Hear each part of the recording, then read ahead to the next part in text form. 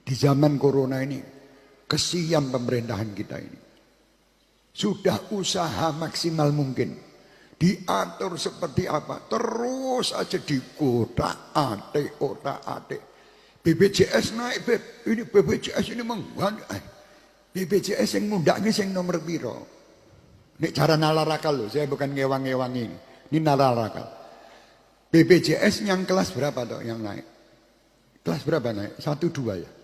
Kelas 3 enggak ya? Kelas 3 yang gak wong kiri ya? Orang muda ya? Ya. Oh, berarti BPJS yang kelas 3 itu tempat orang miskin-miskin tidak naik. Tempatnya orang kaya-kaya naik. Ya wajar no. Orang sugih-sugih diundake wegah. Rumangsa awake miskin terus. Lah kalau tidak mau ya jadi orang miskin baik kelas 3. Tidak mau masuk kelas 3, maunya masuk kelas 1 tapi tidak mau diundake. Jadi sing bengak-bengok kuwi sing sugih apa sing miskin? Sing sugih sakjane. Cuman make orang-orang miskin. Ayo, kowe ngamuk. BPJS kok diundake. Nek nalar loh, saya tidak tahu. Saya tadi tanya juga sama BPJS. Yang naik itu nomor berapa? Oh ini. Oh ya berarti wong sugih-sugih no sing ngamuk ini. Bukan yang miskin. Lah kok miskin ini ngamuk melu? Dibayar. Lah kalau misalnya contohnya BBM aja. Ini sekarang nalar loh. Kalau saya tidak ngewang-ngewangi aja mbok jak. Wah, saya iki wonge pemerintah. Ora iki cara nalar. BBM naik itu yang beli BBM itu sing akeh wong sugih apa wong kere? Ayo nalar akal loh, saya tidak ingin. Kebanyakan orang kaya. Orang kaya itu punya mobil 10. Orang miskin duwe sepeda motor Super Cup tahun 2000 sebelum lahirnya Veron. Meskipun bani nganggo ban apa ora paham ini. Itu 1 liter bisa setahun. 1 liter setahun. Jadi kalau sampai BBM naik 1 liter setahun kan tidak pengaruh sama yang miskin-miskin itu. Kalau sama yang sugih 1 mobil membutuhkan 100 liter tiap hari dia harus beli. Lah diundake nesu. Nah, sing nesu sapa sing sugih. Cuman yang dipakai umpan yang miskin. Menurut nalar lu, aku orang ngewangi pemerintah, orang ngewangi rono-rene aja nesu. Kowe nek sing duwe anak, Habib ini apa ini? BPJS naik, Habib mengikuti. Loh, bukan saya mengikuti, ini saya memberi pelajaran kepada wong sing miskin. Genahe sing dirugekke sapa to? Awakmu apa sing sugih? Sing sugih ben sugih dedet tok. Punya duit membayar BPJS 1 bulan 500 juta ya karepmu ora ya melu kelas 3. Selesai. Orang gelem kelas 3, kelas 1 tapi kepinginnya tidak naik, tidak ini. Lah orang sugih ini kadang Masya Allah. Wong sing duwe pabrik. Pabrik punya mobil tanker 5, mobil ini butuh bensin setiap hari 5.000 liter. Lah bensin dinaikkan nesu. Padahal orang kere sehari tadi setahun 1 liter. Paling makan gon pengajiannya Habib sana. Lebih nanti bahan-bahan naik. Kita tidak pernah tergantung dengan bahan dan tidak pernah tergantung dengan dunia. Kita tergantung sama Allah. Maaf ngapunten nih. Waktu rokok naik dulu zaman saya ngerokok.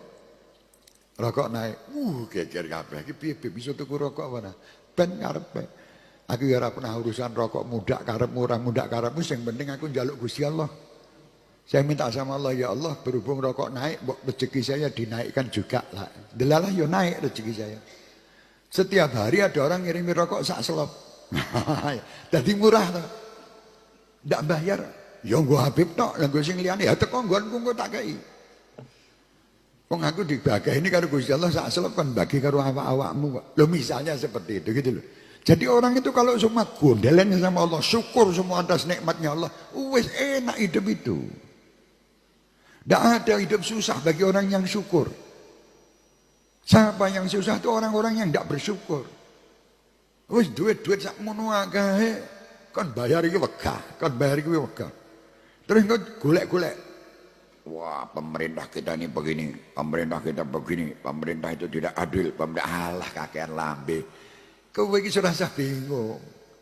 Jangan bingung, ini sudah dijalankan seperti permasalahan COVID-19. Saya mau berterima kasih kepada Wali Kota Surakarta, Bapak FX Rudi. Terima kasih. Karena beliau telah berikhtiar yang luar biasa untuk bagaimana menyelesaikan COVID-19 ini. Ayo kita kerjasama sama beliau. Saya lihat beliau ngalor ngidul. Terima kasih. Bukan cuma COVID-19 dalam kegiatan-kegiatan kita di Kota Solo. Ayo kita Masya Allah berterima kasih sama beliau. Kita berterima kasih dengan Pak Ganjar gubernur kita itu. Yang luar biasa. Beliau berusaha semaksimal mungkin, tidak tidur di malam hari. Siang hari terus sibuk bekerja guna apa? Guna untuk menyelesaikan masalah ini loh. Tapi bagi orang-orang yang kadang Masya Allah di HP ini setiap manusia punya. Dibikin kacau setiap hari manusia yang buka HP beritanya mesti elek. Padahal mereka sudah berusaha. Mereka sudah ikhtiar. Dan kita berterima kasih kepada Bapak Presiden kita. Berterima kasih kepada menteri-menteri kita. Berterima kasih kepada dewan-dewan kita. Berterima kasih kepada TNI dan Polri kita. Berterima kasih kepada ulama-ulama kita yang menyejukkan supaya orang itu tidak stres. Dan saya menghimbau kepada semua yang mengirim berita-berita hoax, berita bohong di HP. Kalau niat kalian itu niat yang jelek, tapi pasti orang yang kirim berita hoax itu pasti dia orang yang punya niat yang jelek. Kenapa kalian harus menakut-nakuti bangsa ini? Setiap saat bangsa ini buka HP isinya menakutkan semua. Seorang ibu hamil meninggal gara-gara COVID-19. Tidak perlu diberitakan. Malah saya menghimbau dan mengajak pemerintah pusat maupun daerah. Mulai dari saat ini perintahkan bagi semua media untuk tidak memberitakan siapa yang meninggal. Tutup. Tidak ada berita meninggal COVID. Beritakan bahwa keberhasilan pemerintah ini aja. Dan sampaikan kepada mereka-mereka yang membuat berita-berita hoax ini untuk diproses secara hukum. Ini orang gila. Sudah negara kita ini dalam keadaan kacau setiap hari. Bahkan kadang-kadang maaf, 1000 kali maaf. Yang membuat berita-berita ini hoax ini palsu. Lawan-lawan politik. Orang-orang yang tidak berpendapat, jangan. Kenapa kita ini justru dalam keadaan seperti ini malah membuat adu domba sana dan sini. Berhentilah mengadu domba. Jangan mengadu domba. Syukuri Indonesia ini luar biasa. Syukuri. Saya himbau juga pemerintah kita, jangan takut. Hadapi orang-orang yang kira-kira ingin menghancurkan Indonesia. Singkirkan mereka. Kami sebagai warga negara Indonesia, cinta dengan Indonesia. Kami cinta dengan warga Indonesia dan kami terus akan membela Indonesia dengan pemerintahan yang ada. Siapapun mereka. Mari kita bangun Indonesia dengan cinta kasih, pandai bersyukur. Itu yang kita tidak tiap hari sudah sumpek ngadepi corona. Orang dino rahe aku. Sumpek ngadepi corona tiap buka berita isinya. Tidak dibuka kepingin buka. Tapi beritanya bohong kebanyakan bohong. Dan saya tidak ingin melihat, walaupun itu betul ada yang meninggal 1000, tidak usah diberitakan, selesai. Kalau diberitakan ini memancing orang tambah takut. Ada apa ini? Tak perlu. Dukung apa yang disampaikan pemerintah, dukung apa yang dikerjakan TNI dan Polri kita. Kita lihat sekarang, saya sudah berapa hari ini, saya berpikir, subhanallah. Setiap malam bapak-bapak polisi, bukan saya membela-bela ini, tidak, ini memang kerjaan. Di pinggir-pinggir jalan, nanti apalagi lebaran ini, mereka itu tidak lebaran dengan istri dan anaknya. Mereka itu duduk bersama masyarakat untuk mengatur lalu lintas, untuk ngurusi COVID-19. Ini mbok mikir toh bangsa ini. Mereka ini punya tugas yang berat. Tugas yang seperti itu berat, malah justru setiap hari dibuat berita hoax. Dikirimkan seakan-akan mereka tidak kerja. Seakan-akan mereka tidak ada manfaatnya. Seakan-akan yang manfaat itu yang ngirim berita hoax itu. Siapa bilang? Mereka manusia. Mereka ingin berlebaran semangat kepada istri-istrinya. Lihat ya Pak. Kita lebaran pakai baju baru, gandeng anak, gandeng ini, malah justru mereka di pinggir jalan nyumprit, membuat lalu lintas ini jadi baik. Nah sekarang ini mereka sudah kerjasama bagaimana untuk mengentas COVID-19 ini. Itu. Nah kadang kita ndak gelem iki gor nyalahke wae. Apa toh tujuan nyalahkan itu apa? Kalau tujuan saya nyalahkan orang dengan terus saya kirim, saya buat viral di video, itu dengan cara itu bisa menyelesaikan, saya orang pertama yang akan memviralkan hoax.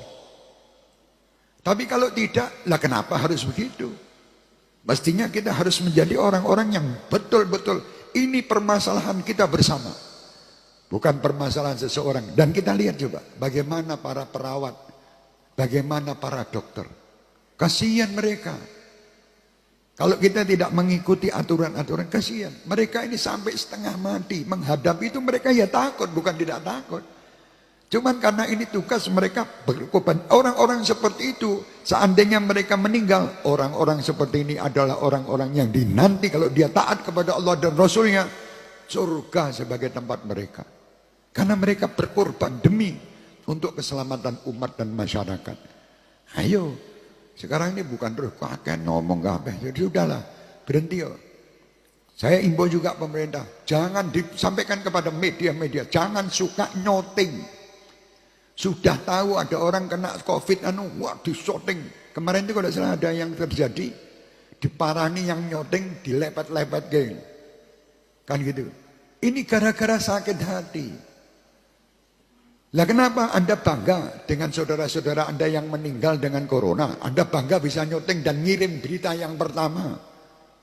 Kalau saya Anda, saya lebih baik syutingin acara ini loh. Syutingin, kiriman kemana-mana. Syutingin acara-acara di tempat orang-orang yang soleh-soleh itu. Kiriman membuat orang gembira dan senang. Itu yang penting. Yang sugih-sugih, keluarkan hartanya, bantu siapapun yang kita bantu. Tetangga kita, saudara kita, keluarkan semua. Yang alim-alim, sejukkan orang-orang ini dengan berita-berita Anda, berita-berita dari Allah. Jangan Anda malah meden-meden. Malah di meden-meden ini. Corona ini adalah perintah dari neraka untuk datang ke Solo untuk ngeremuk wong-wong Solo. Lah ya apa kuwi iki mbok meneng wae to lambemu kuwi diatur sing apik. Corona datang ya memang betul mengingatkan kita, tapi bukan terus mengingat. Sebetulnya kalau kata Corona itu mengingatkan saya, bukan Anda. Kalau masing-masing mengatakan itu mengingatkan saya, mereka semua merasa diingatkan oleh Allah, akhirnya semua akan berubah. Nah, sekarang ini jadi bingung karena PDW. Ya hati-hati, saya bukan ini nasihat buat diri saya.